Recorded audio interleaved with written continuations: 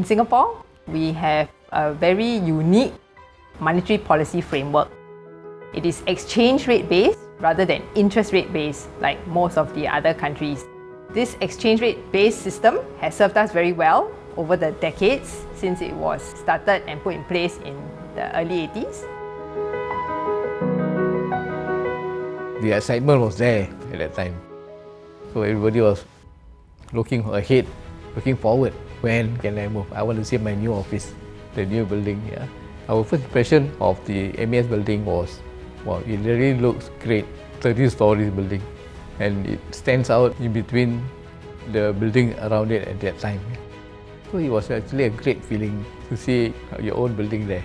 We have a home to call our own now.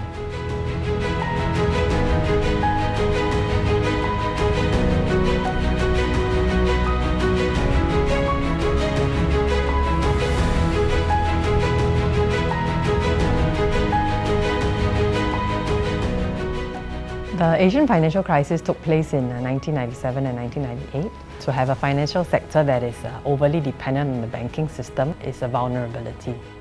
As such, we started a conscious effort to develop the bond market in Singapore such that corporates would have an alternative funding source to meet their needs.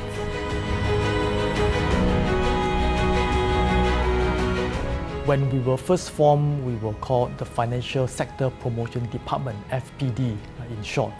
So we started with a grand total of 12 staffs in 1998. The biggest challenge, I would say, was fostering mindset change for both our internal and external stakeholders. 1 year after we set up the development function in MAS in 1998, there was a discussion internally in MAS, and it was decided that we needed to have better outreach, because one of the functions really is that you want to attract international financial institutions to either set up or grow and expand their operations in Singapore. And it was felt that we needed an on-the-ground presence in some of the major financial centres. At a more personal level, I think what gives me immense satisfaction is to see good jobs created for locals through our development efforts. I think this is where my officers and I found great meaning in what we do. In 2002, BCCS merged with MAS to become a full-fledged central bank with full currency issuing function. The impetus was because at that time we were liberalising the financial markets in Singapore, and given that there were going to be more innovative products coming out to the market, we wanted to encourage creativity in that aspect. So given that, we felt that Singaporeans really needed to become more competent and learn a lot more about financial literacy so that they will be equipped to figure out what products would suit them, to be more confident in making financial decisions which will really impact their day-to-day lives. We introduced the $10 polymer notes. We picked $10 as the first denomination to go because $10 was widely used as a denomination for payment, and at the same time it was widely dispensed via the ATMs and also accepted at the cash deposit machines. So after the TDSR was introduced, there was a gradual correction in property prices alongside flatter growth in transaction activities, and more importantly, besides the numbers, we instilled in our financial institutions the importance of prudent credit underwriting. In addition, we also stemmed impulse buying from buyers and encouraged property buyers to think more long-term.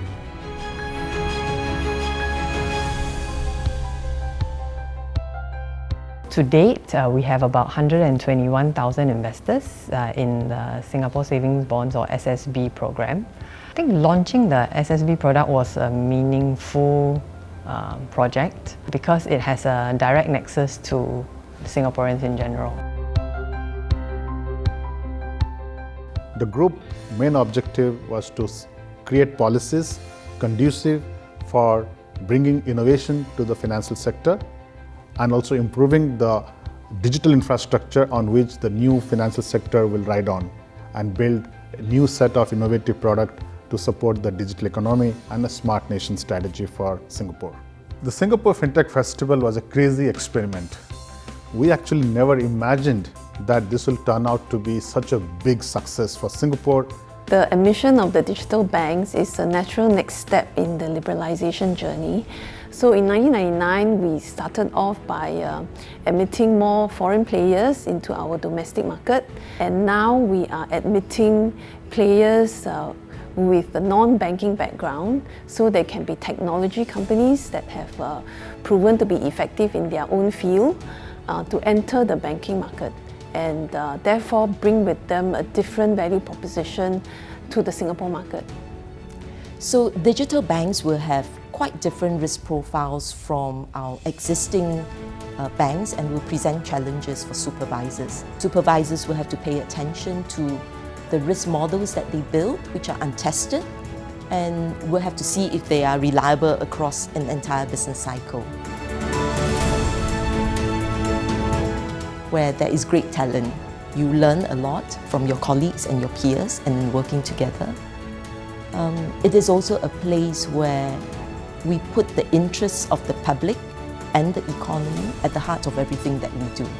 Dear MAS, it's been a great 15-year journey with you, and on this, your 50th anniversary, I would like to say very happy birthday. MAS has done very well in the last 50 years, and I hope MAS will continue to grow and innovate for the next 50 years. 50 years old is a great place to be. Happy birthday, MAS.